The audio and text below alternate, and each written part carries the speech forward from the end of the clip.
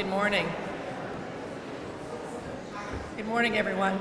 I'm Mary Watson, Executive Dean of the Schools of Public Engagement at the New School, and it's my distinct pleasure to welcome you all here today in person, as well as those who will see us later on video and live stream.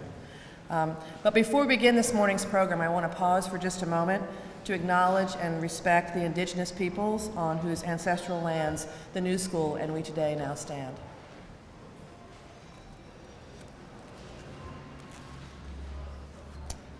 Okay, so we're here today to celebrate the academic achievements of our graduates in 2019. Let's have a round of applause for everyone.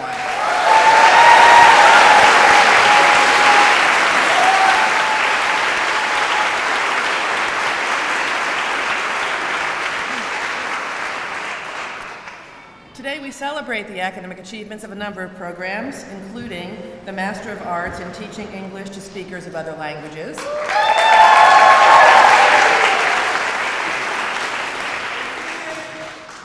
the Master of Arts and Master of Science programs in the Julian J. Studley Graduate Programs in International Affairs,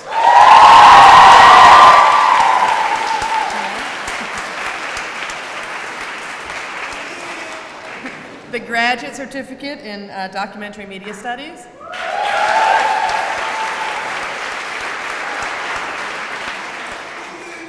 you did it too, the Master of Arts in Media Studies,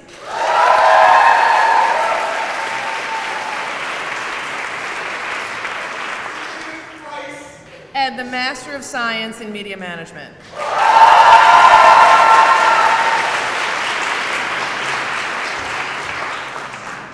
So first, I want us to recognize all of the parents, partners, families, and friends of our graduates. You join us here today, and some of you are thinking of us from afar. Our graduate success is your success, and we'd like to give you a round of applause.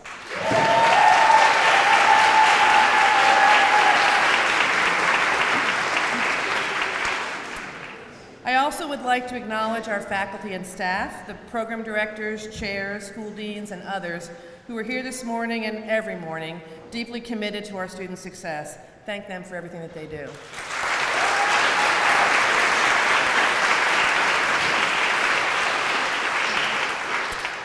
And as those of you who have studied here know, our faculty are inspirational. In fact, every year, the university recognizes a few faculty from our more than 2,400 faculty across the university for their specific contributions to teaching and learning.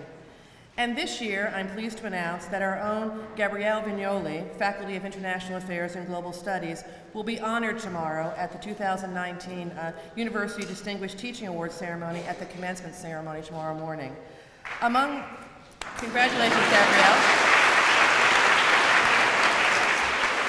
And among Gabrielle's significant accomplishments has been the design and development of the Cuba International Field Program. Gabrielle was nominated by graduating student Bennett Donin, who I believe is here today. Bennett, are you here? Hi, Bennett.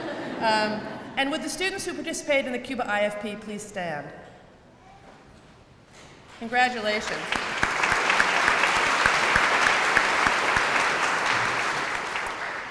And so now we turn to a short New School history lesson. This year is our 100th anniversary, our Centennial, and we're marking this through a number of events throughout 2019. So founded in 1919, 100 years ago, the New School unveiled a new educational model to engage the public in open discussion of ideas and issues that shape civic life. Since then, we've continued to build a community of learners who challenge the status quo, just like you have. Our university founders set out, in their establishing documents, to create an institution designed to oppose the outrages of intellectual liberty and to promote the study of human affairs in order to renovate democracy. Among our founders was John Dewey, of famed experience in education note, who brought expertise in bringing the whole person to learning.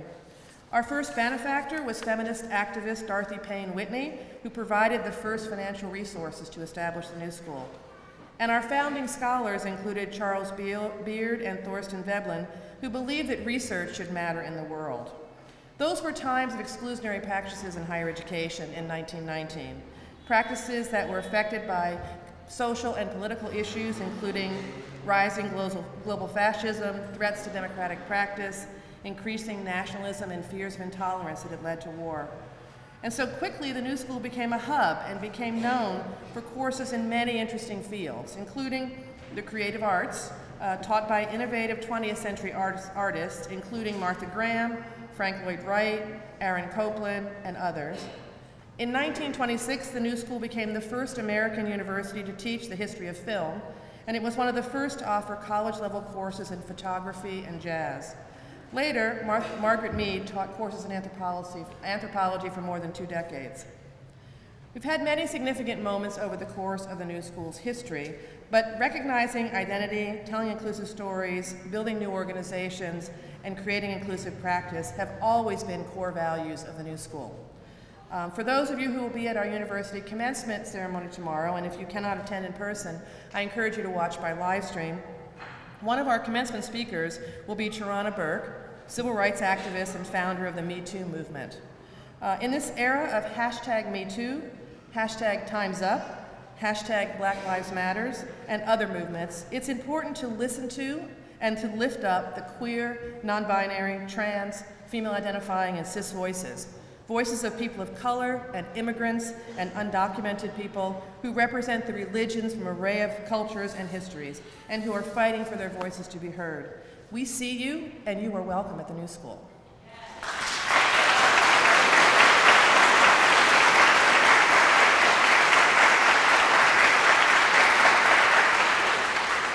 So back to you graduates of 2019. So here you are graduating in our 100th year. The new school today remains deeply committed to those founding vision elements I just mentioned, and while times have changed, many of these most urgent issues continue. As you all know, we are in the midst of very challenging times. We have witnessed the rise of global inequality, increased cultural and social tension, and the demands for inclusive advocacy and leadership that reflects the demographics of our current moment. Indeed, the planet itself faces the risk of survival of our species as a result of the so-called modern society's attempts to extract resources that exceed our capacity and the limits of our planetary system. We are living out the effects of this today, and they're reaching first to devastate the most vulnerable of us, in the global south, in marginalized communities, and in the bands of the earth that have for centuries nourished the environmental ecosystems that bring us fresh water, clean air, and temperate climate. Graduates, there is no time to wait. Like all new school graduates, you leave here today to shape your emerging fields with a sense of purpose and urgency, and you take on what other people think is impossible. Here are a couple of stories from recent alums to give you some examples of that. Fatima Hayat from International Affairs, who was raised in Kuwait, found that cultural and social barriers made her dream of increasing gender equity in the world of professional athletics seem impossible. And so since graduating, Hayat has consulted and co-organized Kuwait's first Ramadan soccer tournament for women-identified people, been appointed as a board member of the Kuwait Olympic Committee, and is now the first female-identified person to be elected as a sports official in Kuwait. Just this year, she launched Kuwait's first National Women's Soccer League. Congratulations to Fatima.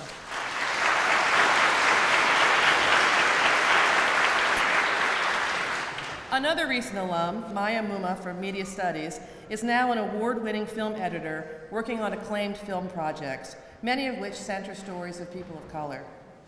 Since graduating, Maya's film editing credits include the HBO documentary King, the Wilderness, about the life of Martin Luther King Jr., the Emmy-nominated documentary Whoopi Goldberg Presents Moms Mabley for HBO, and the Academy Award-winning documentary OJ, Made in America. Maya was recently honored with the 2016 Best Editing Award from the LA Film Critics Association, an Ace Eddie Award, and a Primetime Emmy. Congratulations, Maya.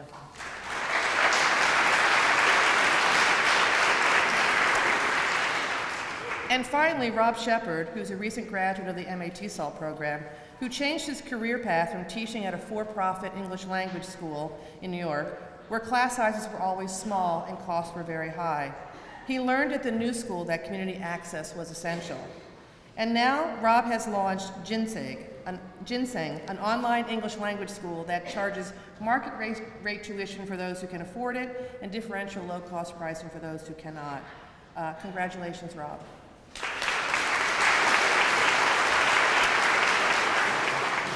So like these alumni and many, many, many more, you are following in a century-long procession of New School graduates who are leading the way of impactful work for global significance, creative energy, and a determined spirit. You are making the changes our world requires, and we've been doing that for 100 years. And yet there's much more to be done. So in closing, I'd like to leave you with a short reading from the Pulitzer Prize-winning author, poet, and civil rights activist Alice Walker. In 2006, Walker's prose foretold the urgency of our current moment in her book entitled, "We Are the Ones We Have Been Waiting For." A phrase that was later used, as you may know, by Barack Obama, has been sung by the group Sweet Honey in the Rock, and has been credited to an array of origins, including to ancestral groups. Walker writes, referencing Black activist and poet June Jordan's poem, "We are the ones we have been waiting for, because we are able to see what is happening with a much greater awareness than our parents or grandparents and our ancestors could see. This does not mean that we believe, having seen the greater truth of how all oppression is connected, how pervasive and unrelenting, that we can fix things.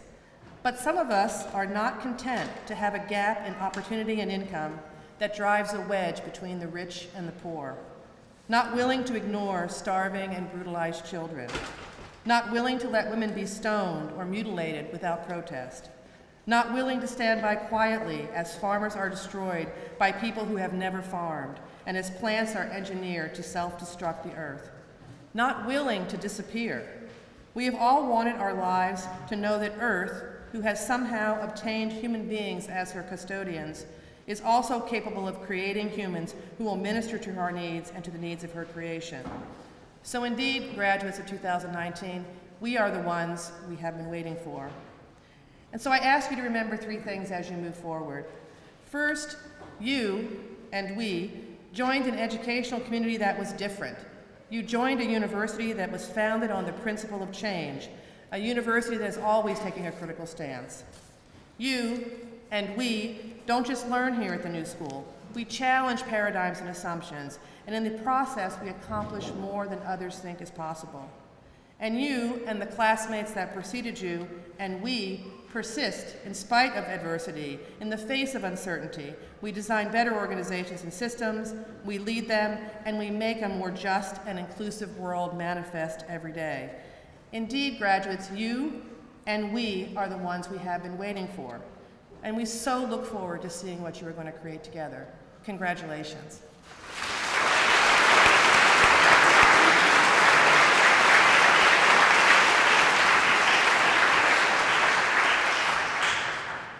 And now it's my pleasure to introduce School Dean Melissa Friedling, Dean of the School of Undergraduate Studies and also responsible for the Teaching English to Speakers of Other Languages program.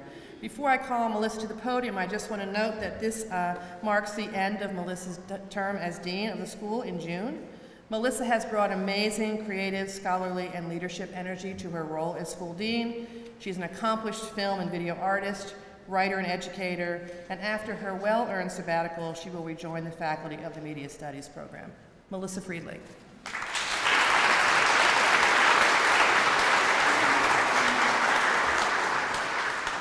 Thank you. I can't see you, so I'm...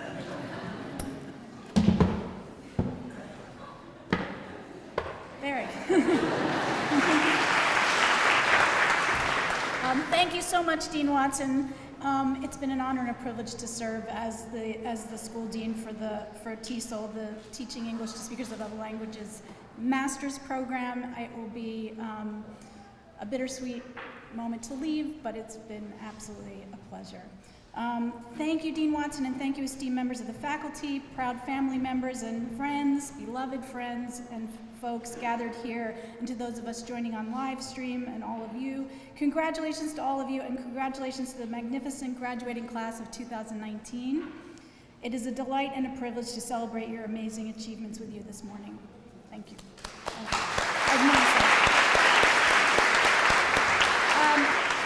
Today is my very distinct honor to join you all in recognizing the hard work and the outstanding achievements of the individuals who have earned their Masters in Arts in the New School's program in Teaching English to Speakers of Other Languages, or TESOL, as we say. our professional teacher training program with a focus on social action and addressing the needs of adult learners. Many of you graduating today, many of you have studied online, so may not be here and are joining us on live stream, but many of you have volunteered your teaching to organizations around the world and in New York City, and have completed practicums in the TESOL Signature Outreach Program, which provides free English instruction to non-English speaking adult immigrants in New York City, while also providing real-world experience for our future TESOL teachers. The relevance of the work that all of our TESOL students have already done and will do cannot be overstated. Today, English teachers and teaching programs are called upon to do more than take a linguistic stance. They are challenged to adopt social and cultural and political perspectives on global English and fully embrace the empowering promise of education. This TESOL class of 2019 is your inspired work and the defining challenge of our time. As Dean Watson noted, this is the new school centennial year, and I do want to extend an invitation to join us this summer as TESOL faculty Leo Schmidt, who's seated in front, will be moderating a panel on July 13th with TESOL faculty from around the world participating via Zoom. The discussion will encompass English language learning and teaching 100 years past and into the future. Our graduates should be well represented in this convening. You are TESOL's future. And I thank you, and I'm looking forward to that. And now it is our privilege to tell you about our first student speaker, Marianna Giacalone. Marianna is a native New Yorker, born an Ecuadorian mother and Sicilian father. After graduating with a BA in anthropology from Cornell University, Marianna spent a year teaching English to elementary and middle school students in Japan. Since then, Marianna has been involved in education, teaching technology, the arts, and English language. After having spent 2 years working in South Korea for a major multinational corporation, Marianna returned to the US and dedicated the next several years to working for nonprofits in New York City. In 2016, after almost 3 years, Marianna left her position in visitor engagement at the Queens Museum, and after some reflection on her most rewarding experiences, Marianna decided to enroll in the MA in Teaching English to Speakers of Other Languages here at the New School. And she has been a volunteer teacher in our outreach program for 2 semesters and is currently in the process of applying to English teaching positions at various universities in South Korea. It is my very honor and privilege to introduce Marianna Giacalone.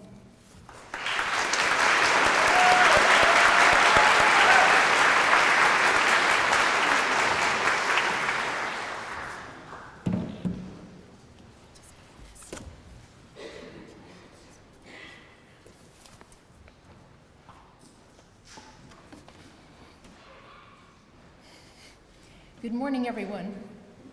It is truly an honor to stand in front of you today.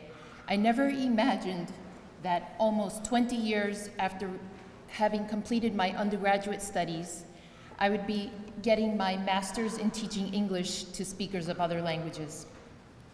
I would like to start with a quote by Buckminster Fuller, the engineer, architect, and futurist who developed the geodesic dome.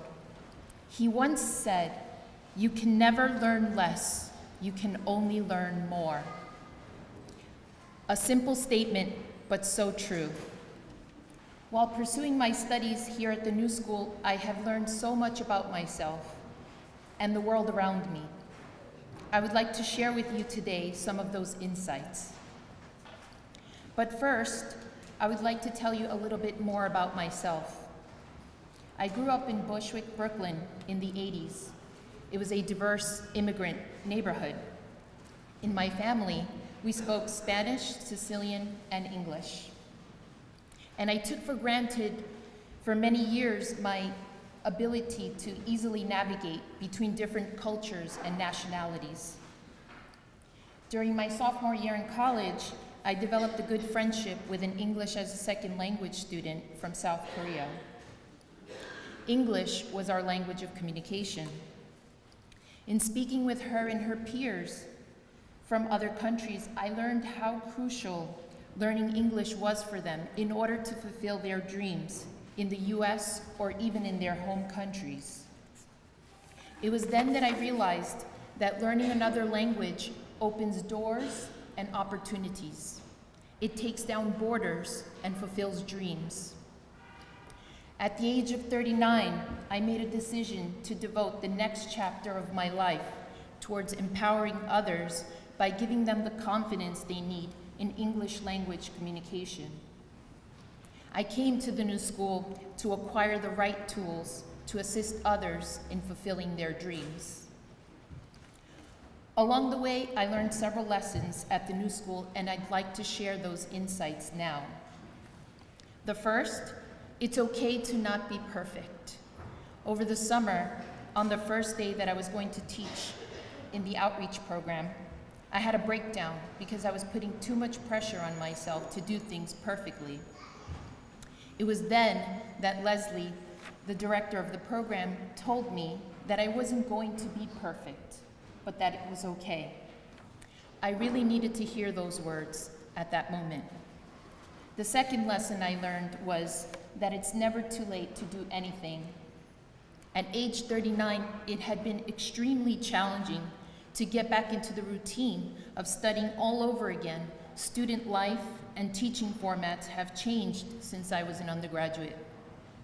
Taking online classes, for example, was unfamiliar to me, and I must confess I felt a little bit of suspicion about taking them. Could I learn via a computer screen? Can there be a sense of community built in an online classroom? The answer to both questions is yes. On campus, I was surrounded by young, free-spirited people in their late teens and early 20s. Meanwhile, I was pulling out gray hairs, wondering how could I even compare to them and their experiences. However, I thrived on their energy. And some of you are here right now. I realized soon enough that together we can design a society that is more inclusive, grateful, and all-embracing. The third lesson, be empathetic of others and their situations and realities. And where possible, empower those who don't have much of a voice. We often use our voices to pursue our own needs and interests. But if we look around, we can see that many are struggling and need their voices to be heard. You can be that voice, or you can help give them the tools to elevate their own voices. The fourth lesson, be human. It is important to connect with and support each other as we move along in our personal journeys and careers, and also as we carry on with our daily lives. I am extremely grateful to all the people who helped me, encouraged me, and supported me in more ways than you can imagine. The last lesson, always try new things. Learning at the new school went beyond taking my required courses and doing assignments. I learned to take care of my body by taking fitness classes. I learned to be comfortable speaking in front of others by participating in Toastmasters, a public speaking club with a chapter here on campus. While auditing Japanese classes, I gained a better understanding of what it meant to be a language student and witnessed language teaching at its best. I will take all these lessons with me after I leave the new school, and I hope that all of you graduating today will also take with you all that you have learned in and outside of class. Learning is often an internal challenge. I struggled with myself a lot throughout the program. I questioned myself. Can I do it? Should I be here? Why am I here? In the past, I often gave up when things got tough. And believe me, while I was in the program, I was tempted to give up. But I found the strength within myself to keep going. And on the sidelines, there were others cheering me on. I'm leaving the new school as a different person than I was last year or the year before that. I'm leaving here a better person. I feel blessed to be here today, and I'll admit that I feel proud of myself. I'm also proud of all my peers and fellow students, because each and every one of us has our own story and our own struggles. Like the $30,000 debt I have waiting for me after this ceremony, but if anyone wants to help, please let me know. At age 39 and now 40, I made it through along with all of you. Indeed, it is never too late to learn something new. You can only learn more, never less. It is never too late to take on new challenges, and we know that we do not stand alone. Remember to keep going and enjoy the journey. Congratulations, fellow graduates, and thank you to all who are here with us today in body and spirit. Thank you.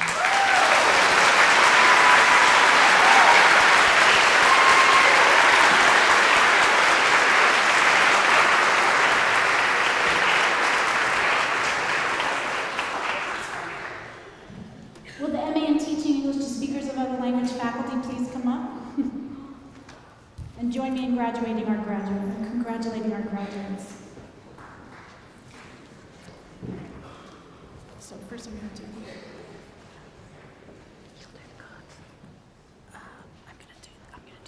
the awards. It is my honor to present awards of distinction to members of our graduating TESOL class of 2019. And please remember that many of them are learning online, so they may not all be here. First, the TESOL Academic Excellence Award goes to Christopher Michael Boyle.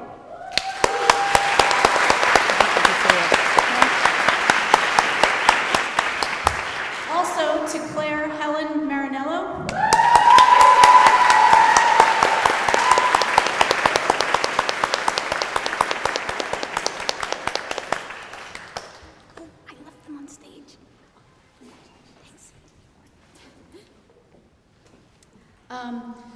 The TESOL Excellence in Reflection Award goes to Kathleen Marie Anderson Wolf.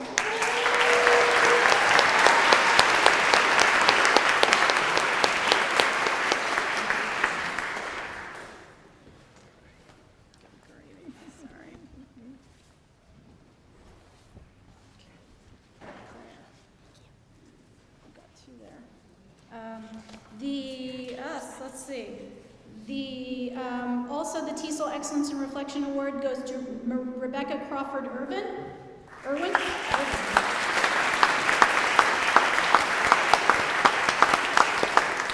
And lastly, the TESOL Excellence in Reflection Award goes to Bill Nelson.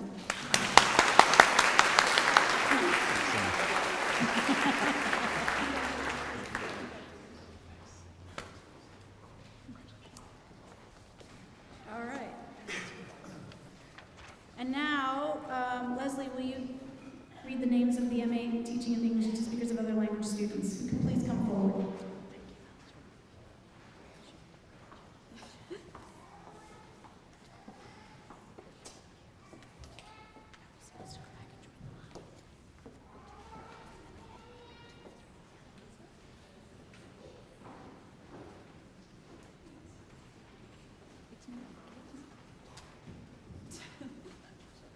Derek Beecher.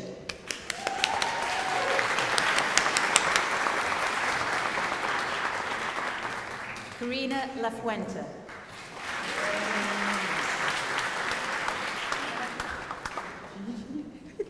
Gigi Polo.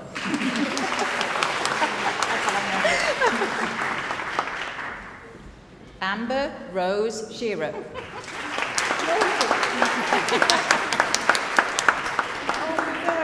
Melissa Gloria Prouty.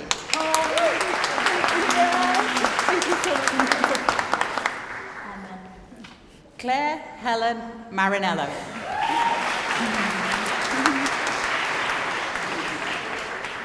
Kathleen Marie Anderson Wolf. Bill Nelson. Marianna B. Giacalone.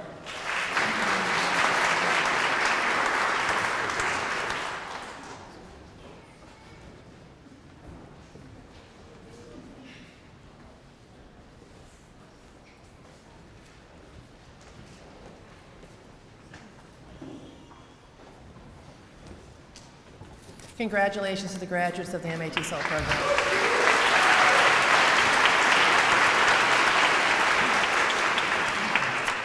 Now it's my pleasure to introduce Sakiko Fukuda-Parr, who's the director of the Julian J. Studley Graduate Programs International Affairs.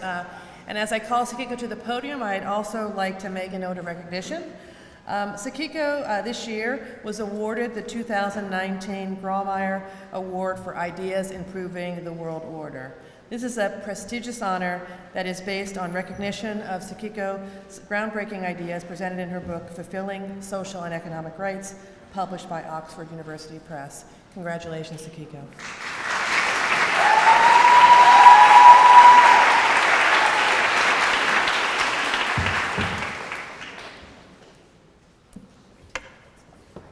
Thank you so much. This is such a joyous moment, and so it's such a delight for me and a privilege to be able to speak on behalf of the faculty and staff of GPIA. We are back as Studley GPIA this year.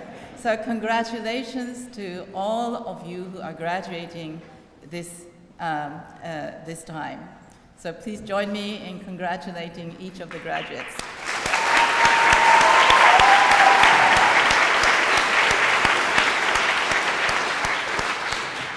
At a moment like this, one is reminded of the past and the future.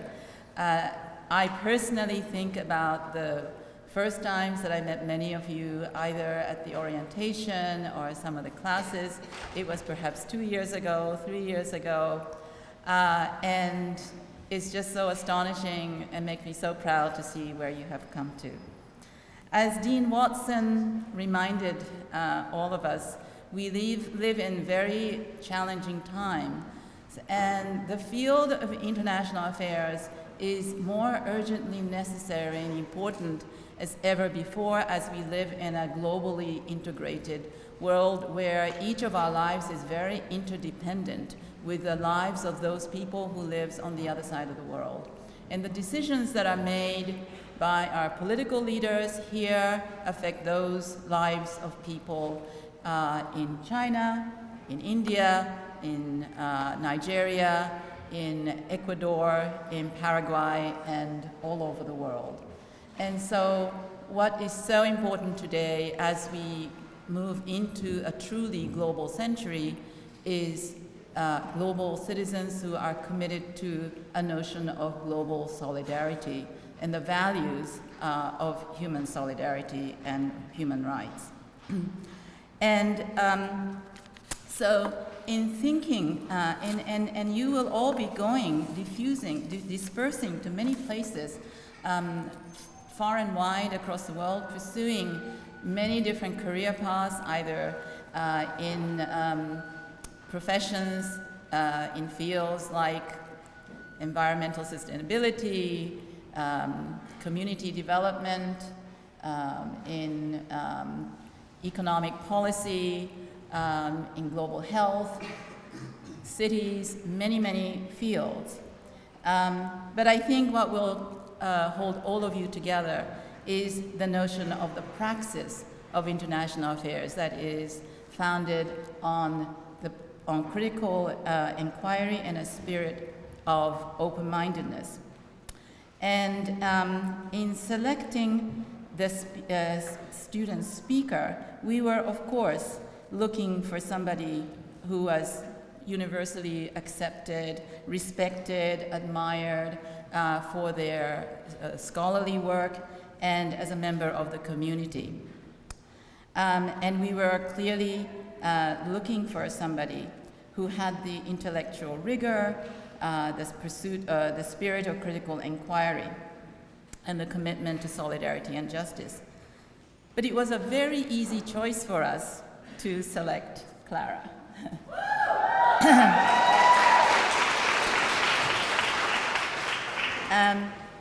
She is somebody who has made a mark on our community.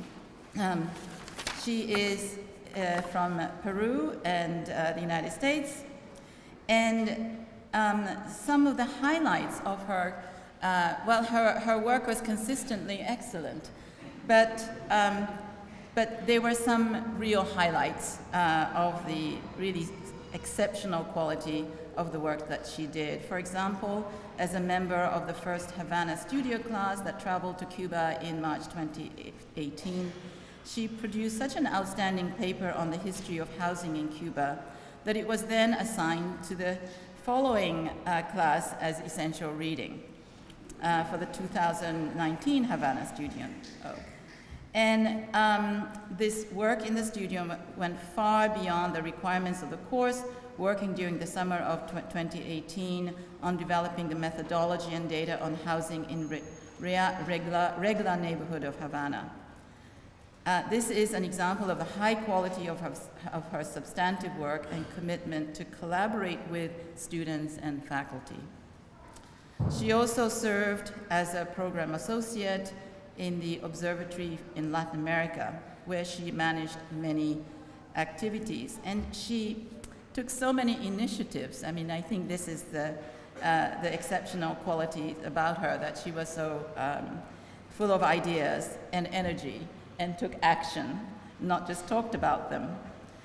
So an example was an event held on Saturday, April 13th with the Mexican government, in which there was an open consultation for Mexicans in New York to comment on the proposed federal budget for Mexico. This involved more than 300 participants, as she organized a 3-day training event in July 2018 at the request of UN Habitat on monitoring of urban indicators, and that was another example of such a kind of an initiative she has taken. So Clara is a problem solver, strong, determined, with an understated ability to do difficult things. She is an articulate voice on the subject of social justice, and she has earned the respect of and affection of faculty and students alike. No doubt she is going to make a difference in international affairs in these very turbulent times when the field needs a new generation of thinkers and a new generation of ideas. Congratulations, Clara.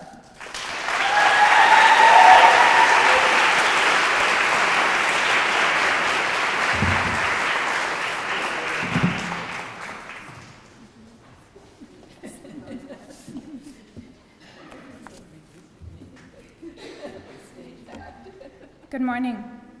First, I would like to thank GPIA professors, parents, friends, families, and of course my classmates. I could not be standing here today without my parents. Gracias, mamá. Gracias, papá. Congratulations. We did it.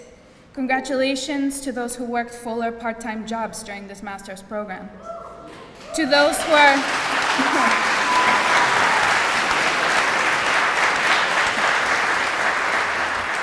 To those who are the first in their family to receive graduate education.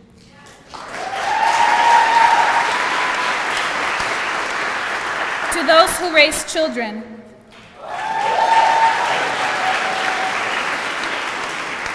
To those who lived far away from their families, friends, and communities. To those who completed this master's degree not in their native language.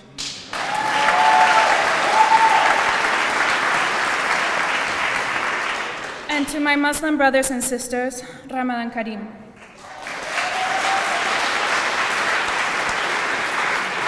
Congratulations, class of 2019.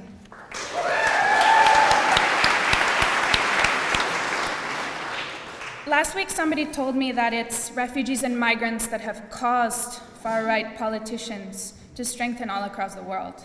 Look at political figures in Hungary, Italy, France, Germany, Brazil, and the US, just to name a few. As students of international affairs, we not only have to problematize that statement, but we know that the answers are far more complex. Rather than cause it, refugees and migrants merely bring to light the racism and xenophobia that was already there to begin with. While the incomer is criminalized, racialized, stigmatized, and marginalized, groups band together against the so-called monstrosity that is the foreigner. Here we have it, the securitization of migration, facilitated by the dehumanization of the other. Dehumanization is a process that allows us to dismiss other people's experiences and deprives them of their human qualities. Dehumanization is the President of the United States calling Mexicans criminals and rapists and mocking the disabled.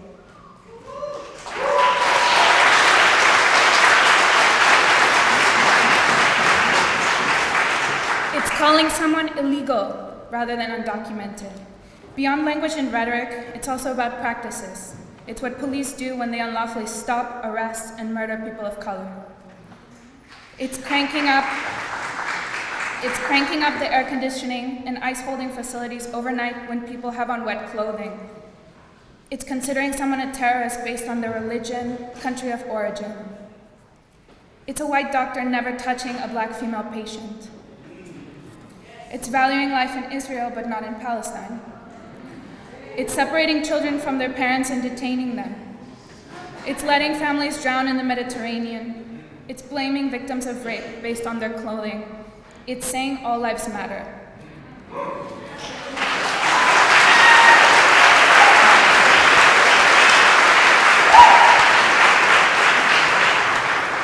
This process overshadows the reason why people leave their homes. Some flee war, terrorism, violence, insecurity, or lack of subsistence. Others move for economic opportunities or for education. In every story of emigration worldwide, moms and mom figures, just like yours and mine, will do the impossible to give their children a better future. I know this because my mom did this for me. My mom is from a small town in northern Peru. She survived military dictatorships and terrorist attacks. She and my father left Peru for Germany in the 80s, where she not only learned German, but she also got a master's degree in the language. Despite her personal successes, she was repeatedly targeted by neo-Nazis in Munich and was even physically attacked. We lived in an immigrant neighborhood where the outdoor trash bins were often set on fire by Germans who ensured us we didn't belong. In the first opportunity she got, my mom's career brought us to the US. Again, my mom mastered a new language, got her PhD, beat cancer, started teaching literature, her passion, at a prestigious liberal arts college in Vermont.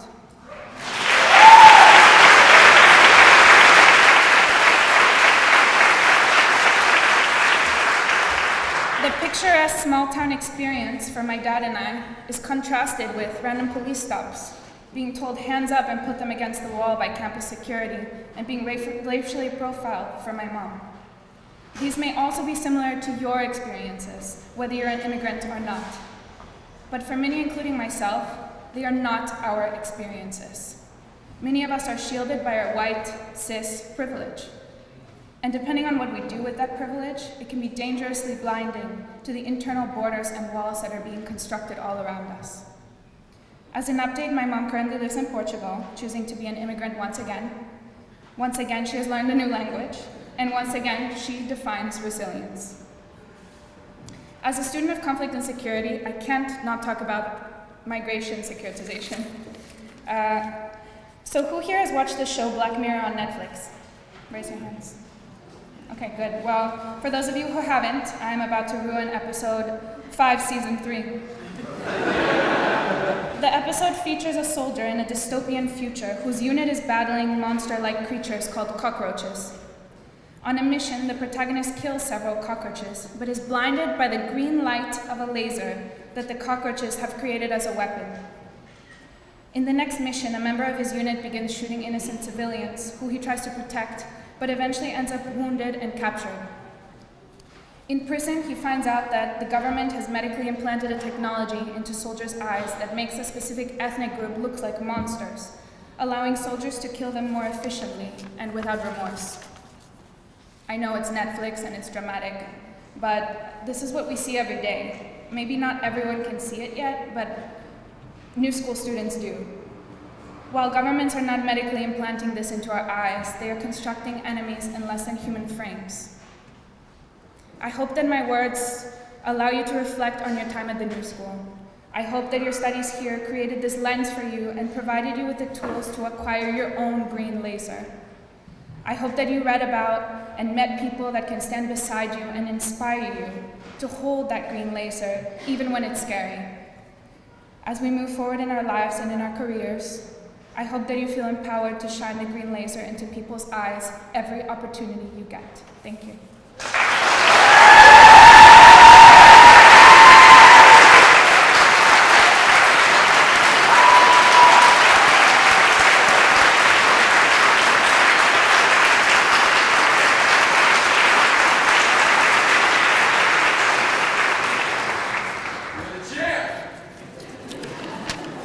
Wasn't that wonderful? So now, will the International Affairs faculty please come up and join me in congratulating the graduates, and come to the microphone there.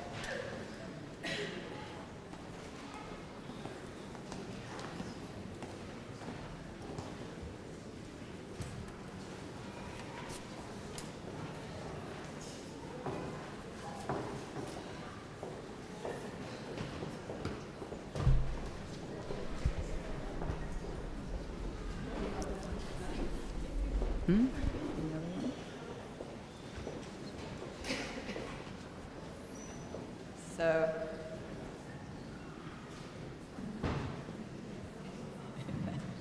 thank you.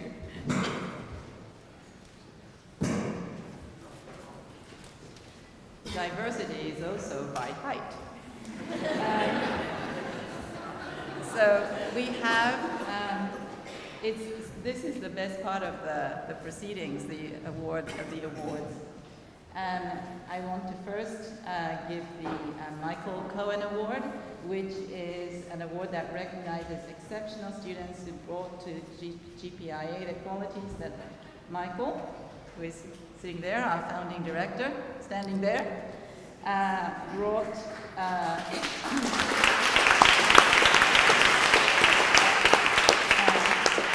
that he instilled in our program through his many years of leadership.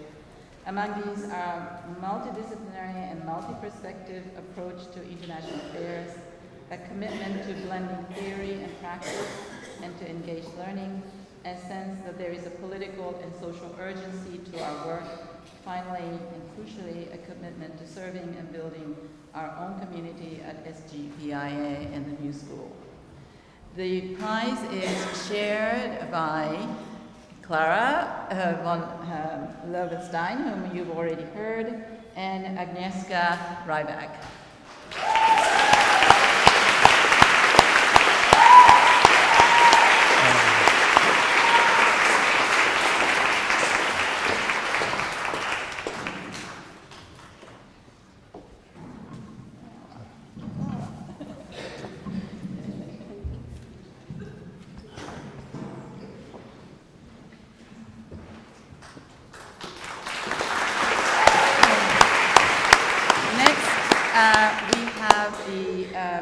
International Affairs Faculty Award that goes to Sarah Hutton, who had a notable record for her stellar academic work, focusing in fields of food, health, and gender. And as a student, she also supported the IFP program, taking on extraordinary responsibilities in making sure that the students going to IFP this summer would be all set up. No problem. So, where is Sarah?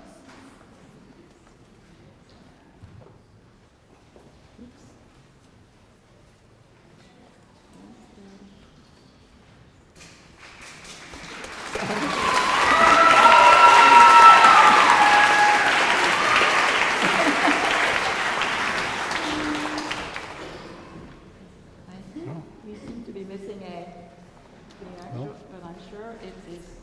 Congratulations. I think we need to congratulate you without the... Hold on. Oh, yes, here it is.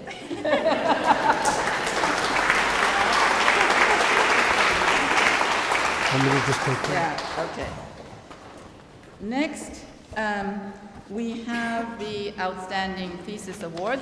This was extremely difficult because we had so many nominations, and I do want to recognize these nominations because they were so each and every one of those was really very stellar. So the first was Sierra Christian Daniels, her thesis on remittances and inequality in times of crisis, an empirical analysis of household remittances in Ecuador. The next was Zara Mustamand, contemporary far-right populism in Greece, inequality and identity politics.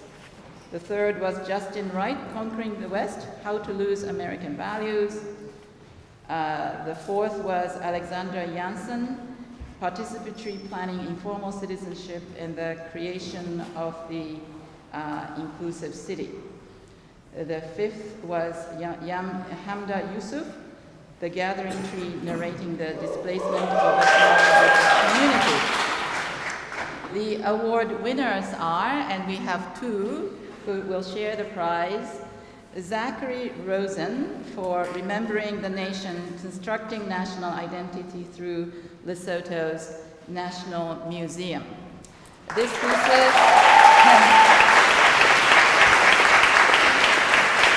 thank you. This thesis draws on critical museology, anthropology, propaganda studies, and post-colonial frameworks to problematize the opportunities and challenges associated with building Lesotho's National Museum. The award commends this unique contribution to the study of the role of cultural institutions and social practices in national identity construction. This award is co-shared with Molly Valilo for her thesis, A Gendered Analysis of Transportation's Relationship to Poverty with a specific focus on time poverty.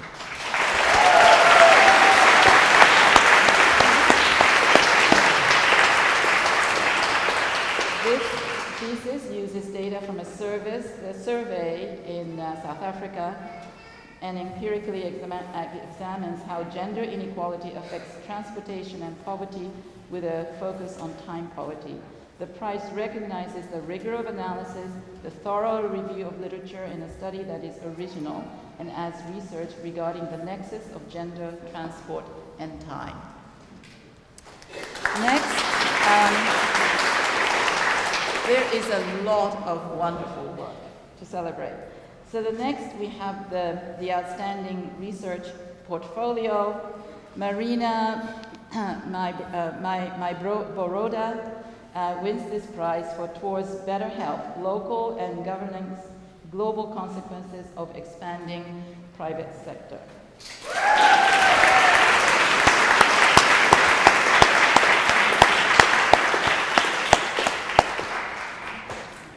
This portfolio examines the growing role of the private sector in global health and national health systems with a special concentration on market-based narratives and the participation of international financial institutions. The award committee was impressed by the layering of the analysis of the Global Health Investment Fund and universal health coverage in India to demonstrate the dangers of financialization and the problems of experts shaping health priorities and approaches. And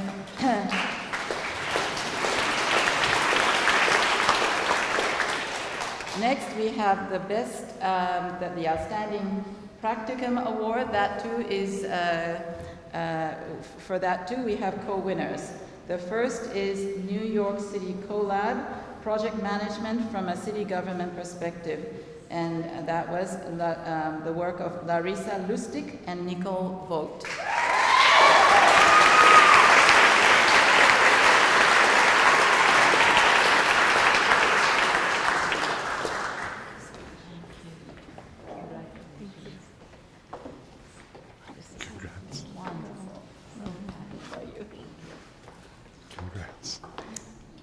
This team spent the semester designing a participatory methodology for the New York City's Mayor's Technology Office to connect relevant and vulnerable neighborhood actors to technology they need to solve community challenges. The client was particularly happy and applauded the substantial contribution of the project. The final award is the co-winner for the Outstanding Practicum, UN Relief and Co-Works Agency, Success Stories of Meeting the SDGs.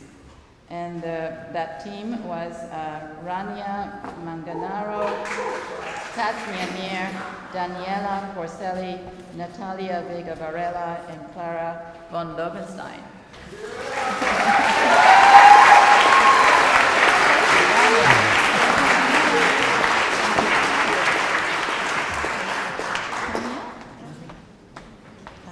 Here's Jessica. Jessica.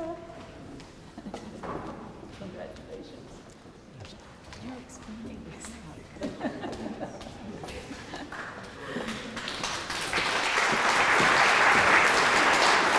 So that completes our prizes.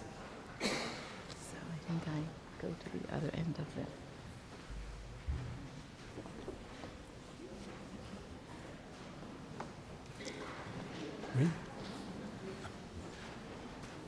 Will the MA, MS, International Affairs graduates please come to the front?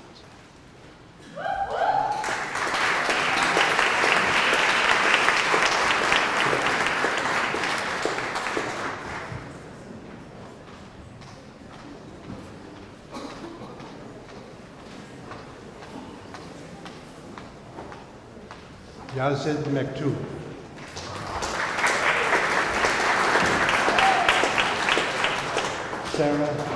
Sierra Kristen Daniels. Elizabeth Mosley. Khadija Majoka. Eric Bias. Rico Rasul. Emma Pulido. Shayna Hodge. Bennett Berlin. Gretchen Grunberg. Karen Turner. Michael Castrovilla. Kirsty Bryant Hassler. Alexandra Janssen. Aisha Izzadin. Joshua Bombard. Keith Beiser. Anthony Tetro.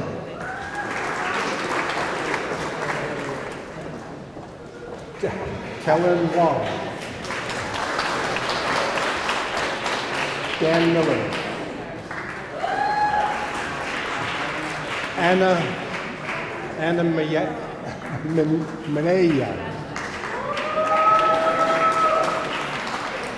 Bukola Shonuga Smith. Hira Baba.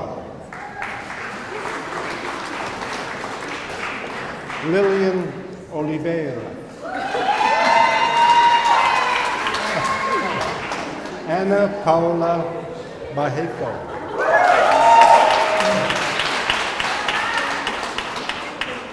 Rodolfo Saprales. Arlene Usha Veirapan. Emily Perry. Martha Midkiff.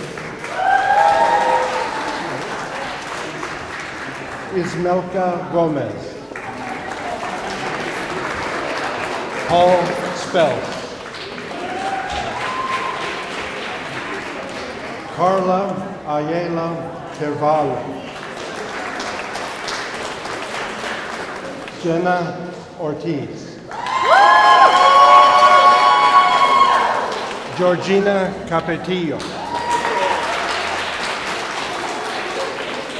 Nadira Mohammed. Elsuida Brunga.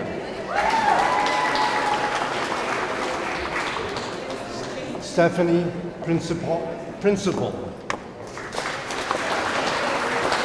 Hamda Yusuf. Naya Emmanuel Toussaint. Ramya Salem Manganaro. Jessica Seacats. Kazmia Lear.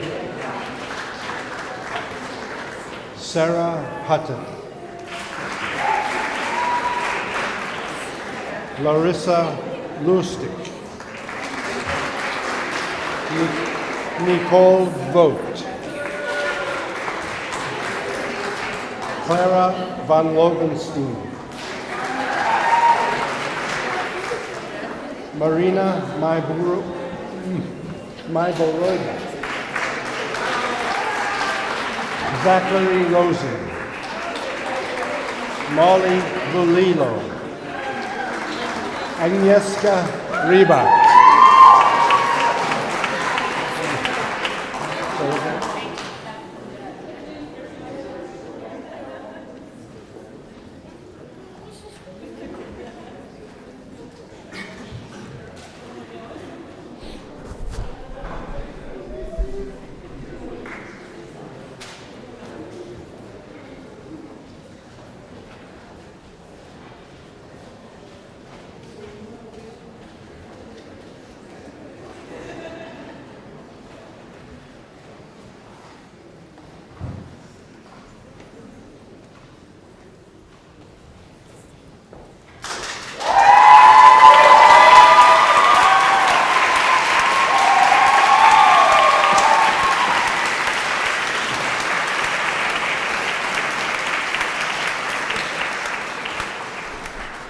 Congratulations to all the graduates of International Affairs.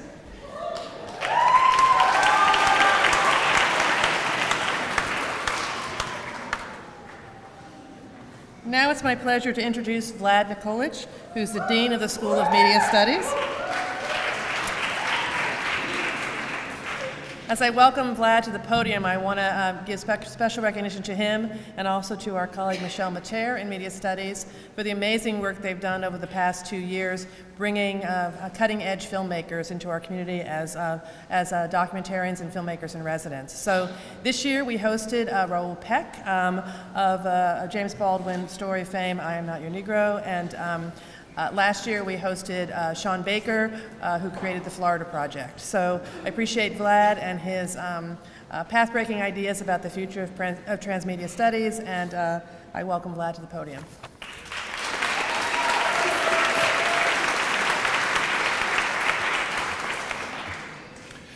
Thank you. Whoops. Thank you, Dean Watson, and I want to thank our faculty and staff for their great work and salute our students, their families, partners, and guests. So they told me I should be short, so I'll try my best. We talked a lot about here what our students do, and you already heard from some really great speeches and what New School students do in general. And what do students do at the School of Media Studies? So obviously they make films, they are media entrepreneurs, they are sound designers, scholars, artists, and many other things. But I think what all New School students, including media studies, media management, documentary studies students have in common is that they challenge and disrupt the status quo. So I just wanted to mention two quotes, and one which I think is a really bad quote, but we all know it, and the other one which I think is a good quote. So the first one says that, right, while you're a student, it's a good thing to challenge things and to take chances, but then you supposedly get older and then you're in your 40s, right, then that's not a good thing anymore. And then there's this saying that says, oh, you're a fool when you're doing that still in your 40s or your 50s and onwards. So that was obviously coined. I was trying to find out who actually came up with this really terrible quote, and I couldn't find it. It's probably the person who actually made this up was too embarrassed to actually put the name to it, because it's obvious that it's somebody who kind of walked over to the other side and said, no, the status quo is fine. But as we all know, we don't have any time left for the status quo. So I would say, you just have to continue what you're doing into your 40s, 50s, 60s, 80s, however long we get to do it. There is another quote, which I think is a good quote, but it's something you're already familiar with, I think. And this is, if you go to the New School website, the first quote that greets you is from John Cage, and who says that he's not afraid of new ideas, he's afraid of old ones. Well, I know you're not afraid of new ideas. I mean, that's not, for sure, otherwise you wouldn't be at the New School. But you shouldn't be afraid of old ones either. You should just keep going and change the status quo. Please continue and remember this in your 40s, 50s, 60s, 70s, 80s, and onwards. So congratulations to the graduating class of 2009 of Media Studies, 2019 of Media Studies, Media Management, and the Documentary Certificate programs, and please give them another round of applause.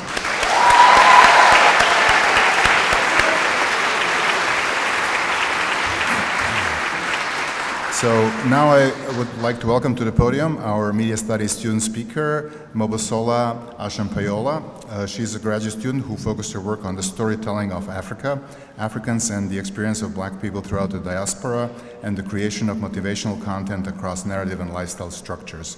She's the founder of beauty, fashion, and media brand, which is called Touch of a Queen, and as part of her final work in the program, she will be launching Touch of a Queen TV, whose first series will be A Word with Mobosola. In addition to launching the web series for this summer, Mobosola will relaunch her blog and continue script writing. So welcome, please welcome Mobosola.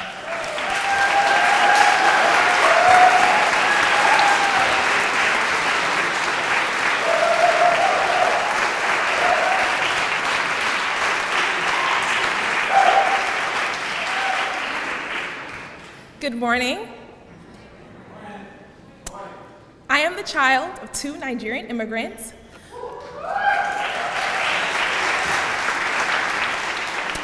They come from 2 different states, 2 different villages, journeyed to the Americas at 2 different times, yet met in Brooklyn, New York, fell in love, got married, and gave birth to their American dream. In a time in the United States where the word and the term immigrant is constantly used to stoke fear and otherism, insinuating who has access to the American dream and who is actually positively contributing to it, I feel compelled to stand up here today and dispel all negative narratives simply by being.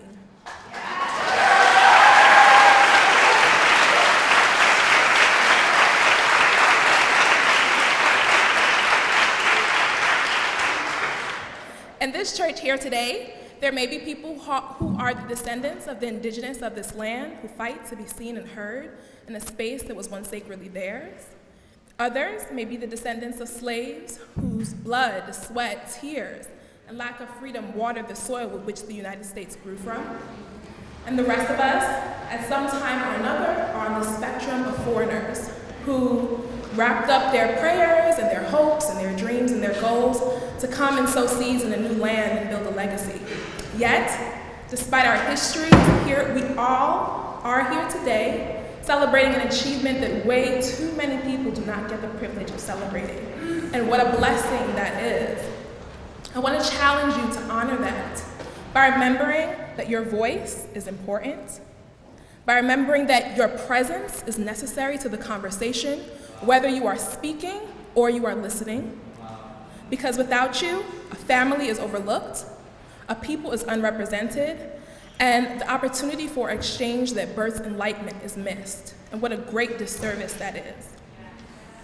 When I was program hunting, I came across a claim that the new school is one of the most diverse universities in the United States, and I was very skeptical. However, I can humbly share that with every single course that I have taken throughout the Media Studies program, I have had the pleasure of basking in the melodies of different accents from all over the country and all over the world. I want to thank my peers and my classmates for being magical and sharing their stories, common and uncommon, through unique lenses that only you can do because no one else is you. When I first came to the new school, I was concerned about an industry that allowed people like me to participate, but did not give us power. And I wanted to find out how I could proceed in empowering the diversification of the narrative of the Black woman, tell African stories authentically, and create powerful, thought-provoking, life-changing content that expanded minds and educated people. However, I am further inspired by my class and all the work that I have witnessed, because additionally, I'm interested in providing spaces and opportunities for stories that are told so well, but only in corners like whispers, that deserve a spotlight. And I want to thank my class for that, because I always say that when you've dreamt your biggest dream, dream bigger. And you all have given me permission to do that.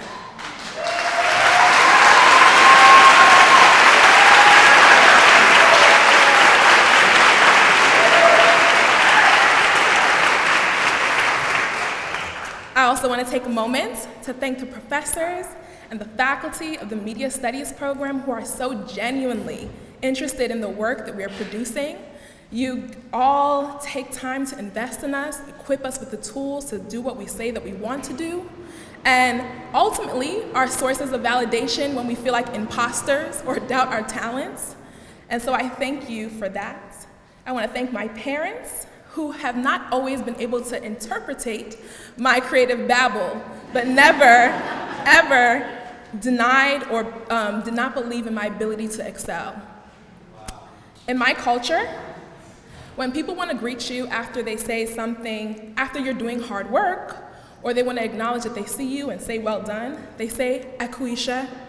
So, to the class of 2019, to the fellow future bosses, media makers, producers, storytellers, gatekeepers, forces behind the scenes and in front of the screens, I want to say I look forward to telling people that I know you.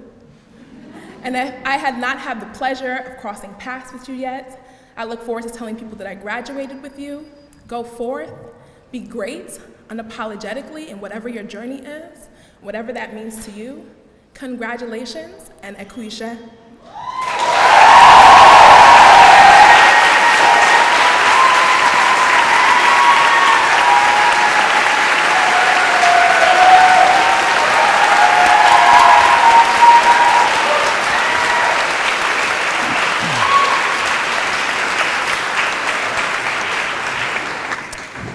I want to introduce now Skylar Choi, who is a media management graduate, and she focused her study at the New School on how we share stories and the ways in which content speaks to specific audiences.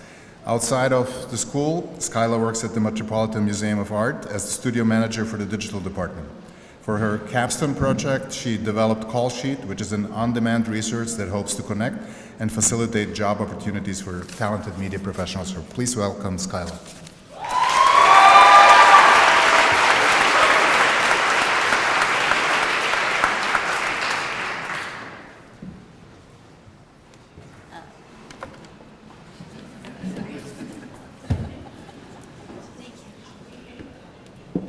That was going to be challenge number one no matter what, so I guess we got across the first barrier.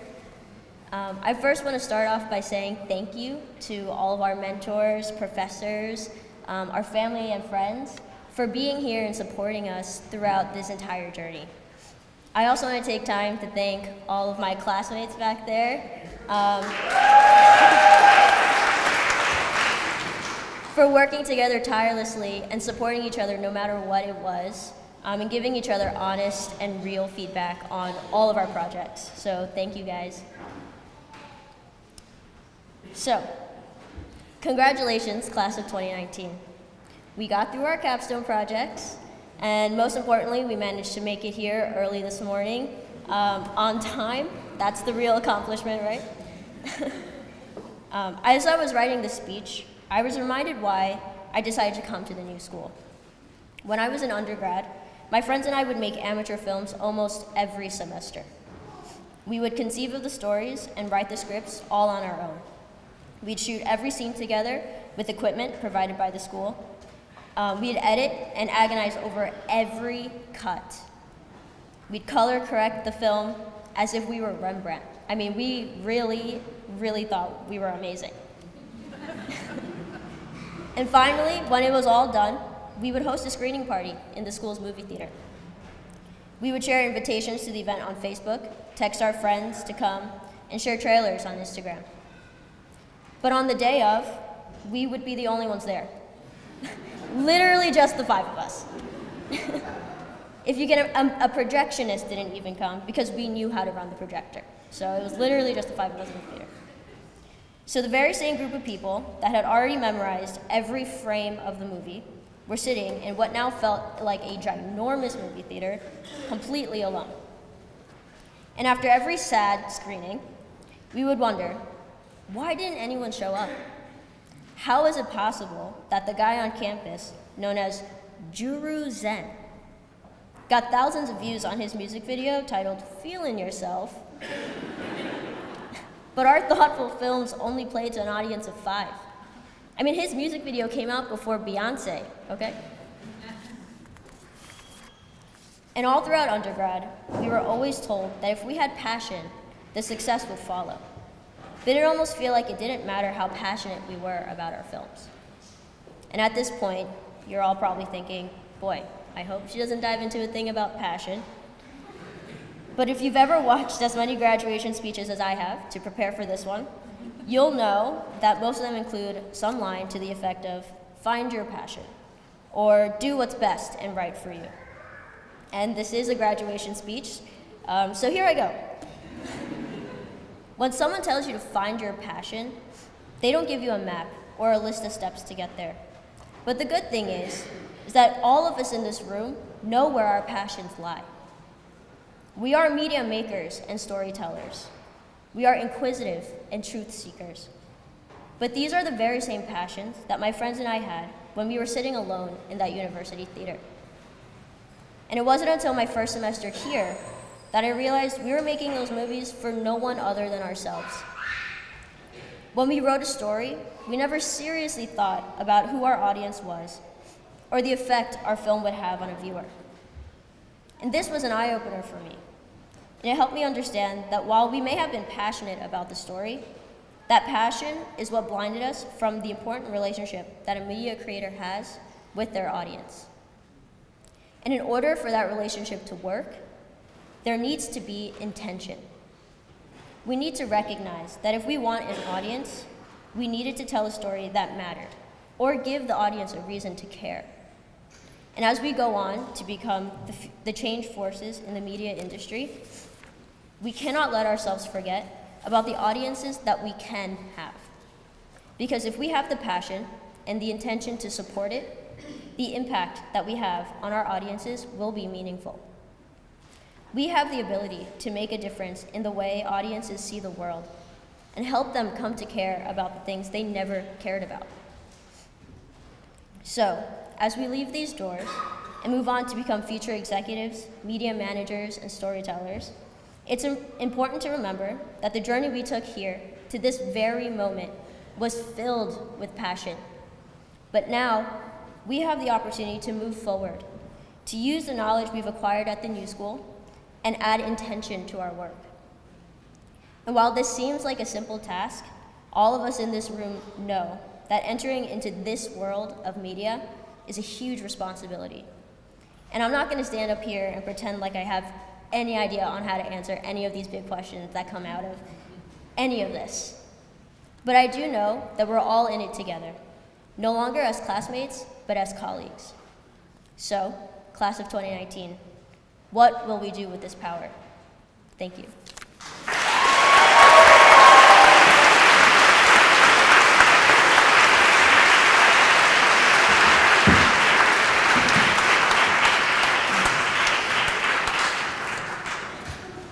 I'd like to invite the Media Studies faculty now to join us here.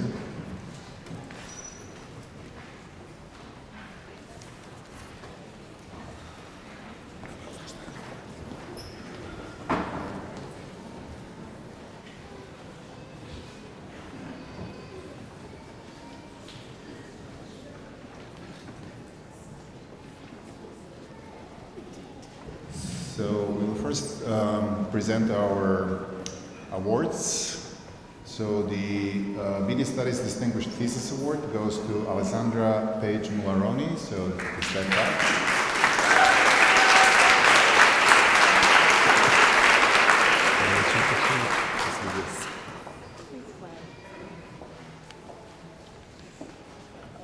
The other Distinguished Thesis Awards couldn't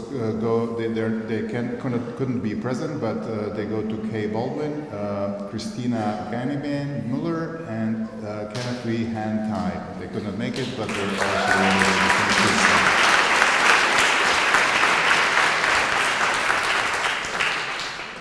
The Media Studies Student Service Award goes to Isaias Camilo Morales Cabezas.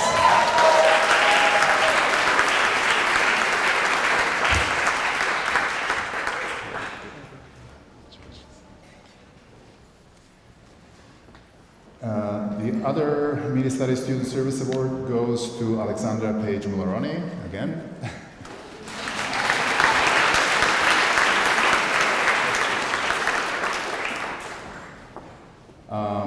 Another Student Service Award goes to Daniel Gant Rosenhaus.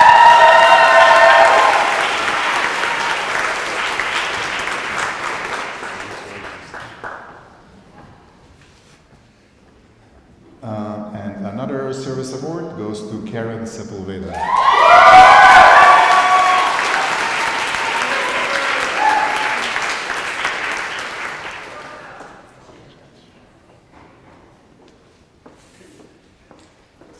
The Media Management Student Service Award goes to Catherine Victoria Christina Paulette.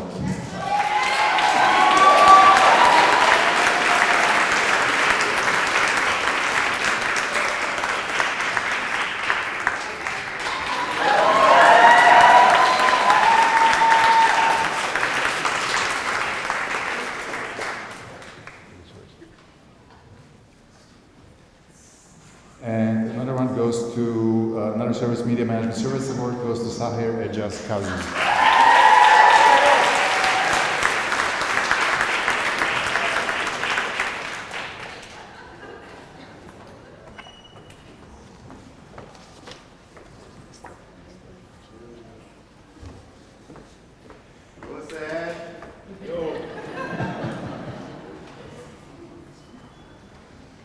The Media Management Outstanding Capstone Award goes to Kyla Choi.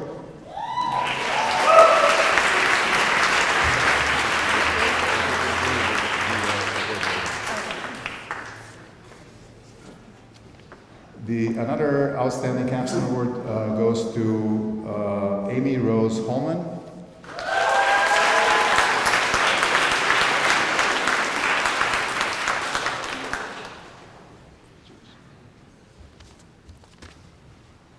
And another Outstanding Capstone Award goes to Jillian Broken Carroll.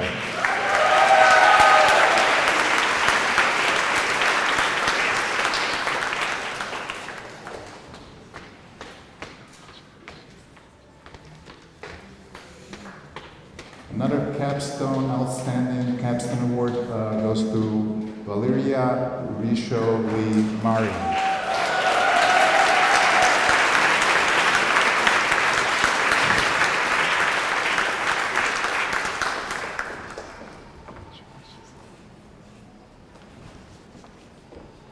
And another Outstanding Capstone Award goes to Adam Luis Santiago.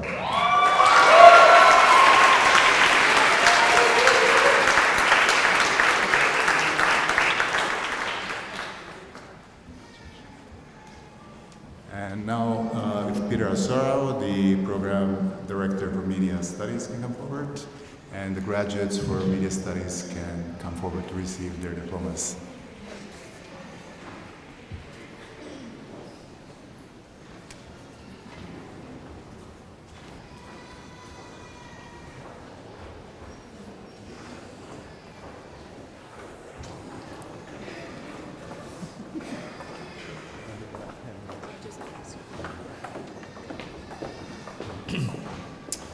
So, the MAs in Media Studies, Alyssa Aquino.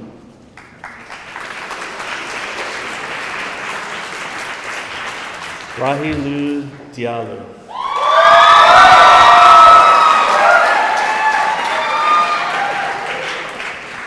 Supamat Kaung Hu.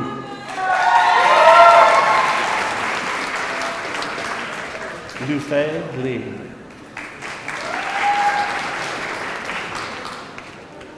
Van Tran Tran.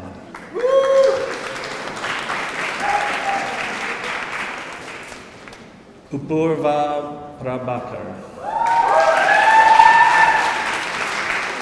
Loribeth Talbot Rick. Lena Alexandra Mitchell. David Clark. Muriel Flavia Libera. Larissa Carol Lamont. Cedric Alexander Wilson. Mobosola Oyinlola Asanpaola. Brandon Joshua Johnson. Victor Plank Harms. Isabel Engelhart Corneliuson. Sharon Shao. Daniel Michael Kellerman Denick. Carissa Caitlin Allen. Deborah Harson-Moser. Megan Elizabeth Kapp. Sinead Marie Eugene Collymore Jones. Sabrina Mary Crispin. Katrine Villay. Mimi Vargas. Madok Mahmoud Abadi. Cody Baltasar Bolanos Santos. Gregory Scott Falk Jr. Daniel Grant Rosenhans. Alessandra Page Mataroni. Isaiah Camilo Morales Cabezas. And Karen Sepulveda.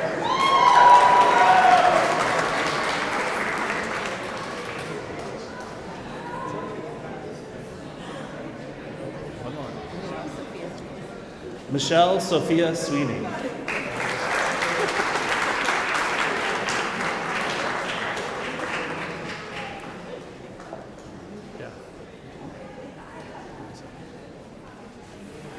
And if you have another round of applause for Media Studies graduates.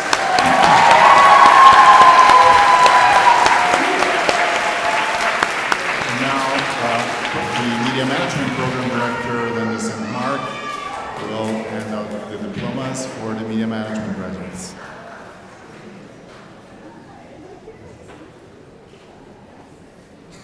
Will the MS graduates please come to the front?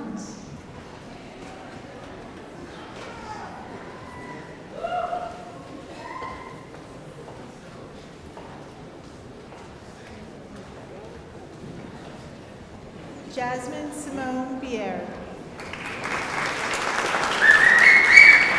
Kaija Correa.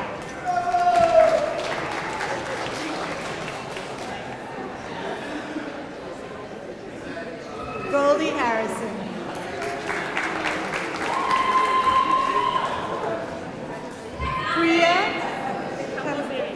Priya Camposiri.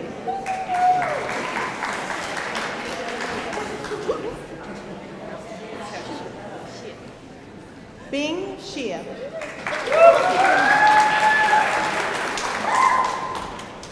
Nina Nichelle.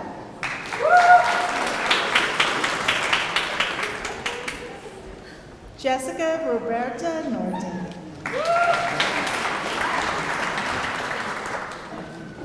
Mallory Ross Lynn. Oh, sorry, Lynn Ross.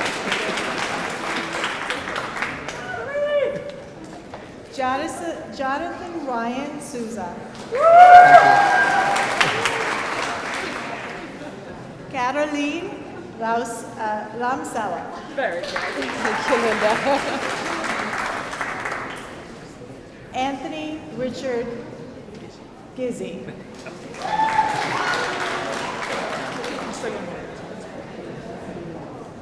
Lucas Moretti. Thank you. Great.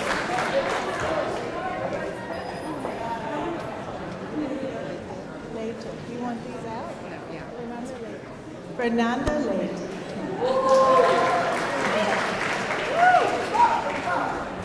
Natalie Deborah Cooper.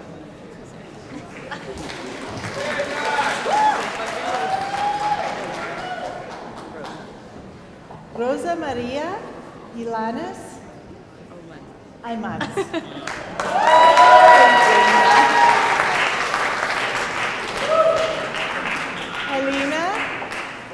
Helena Patricia Julio Marquez.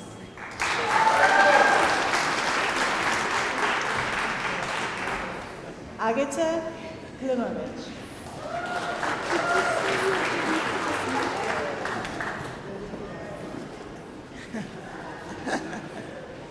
Iman Priner Nelson.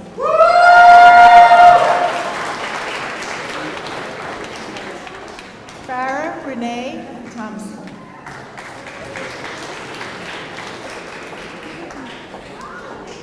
Courtney Scott.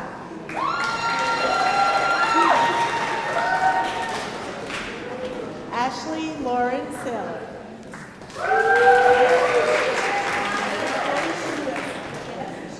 Callie Tatiana Fletcher.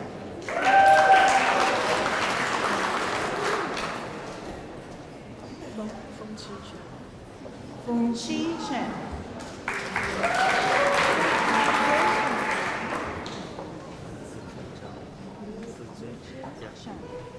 Zujin Chan.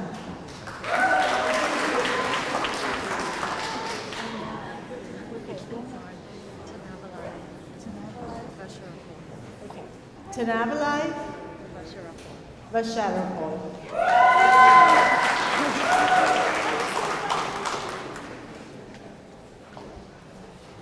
Martha Riveros Moreno. Thank you so much.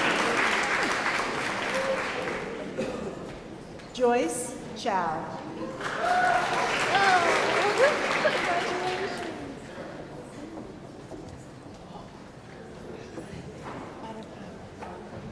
Badamhand Batpur.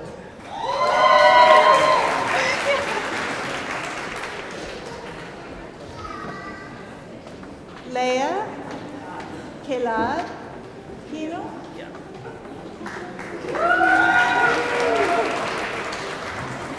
Twinkle Gangas. Thank you. Donna Vargas.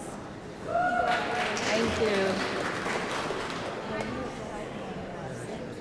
Pralad Bala Subrahlamyan.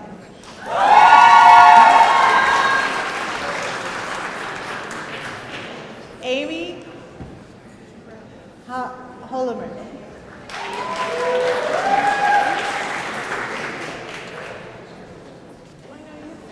Skylar Cho.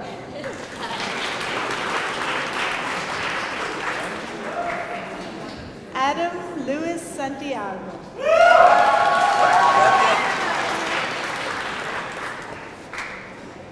Valeria Rushlow Martin.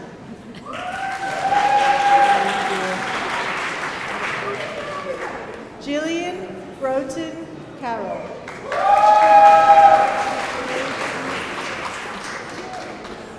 Zaher Ejal Kadi.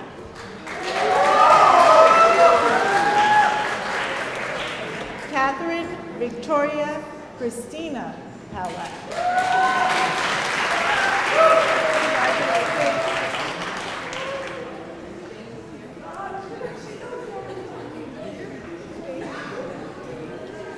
So let's have another round of applause for all the media management graduates, please.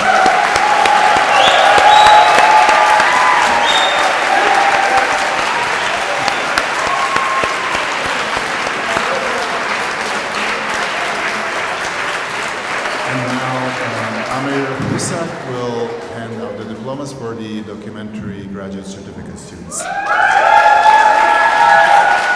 Will the documentary media studies graduate certificate students please come to the front?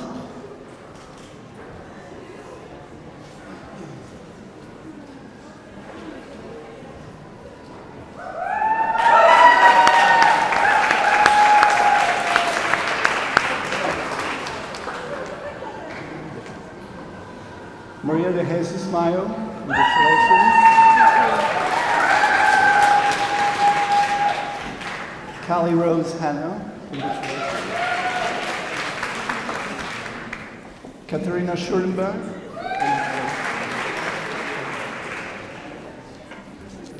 Taiki Shayun Suge. Thank you. Caroline McFarlane.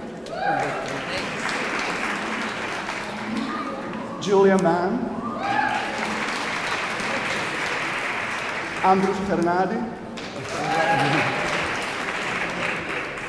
And Uba Idoze. Please give them one more round of applause.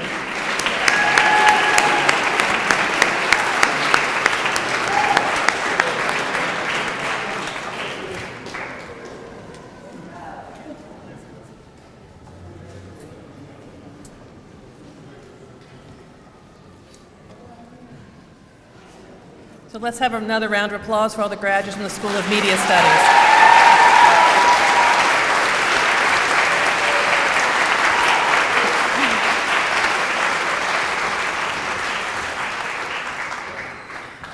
So in closing, I just want to remind you that the university commencement ceremony is tomorrow at 10 a.m. and you are welcome to attend in person or watch it later on live stream. We will be holding receptions today for each of our programs, and there will be individuals to guide you to where those receptions are. The International Affairs reception will be held in Woolman Hall at 65 West 11th Street, 5th floor. The Media Studies reception will be held in the Starr Foundation Hall in the University Center, UL 102 at 63 Fifth Avenue. And the Teaching English with Speakers of Other Languages reception will be held in the Hershon Suite, 55 West 13th Street, room 203.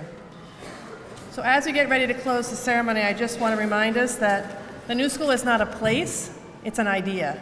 And it's an aspiration, and it's a hope and a dream. And all of you are part of that, and we wish you well as you take that forward into your next journey. So congratulations, graduates.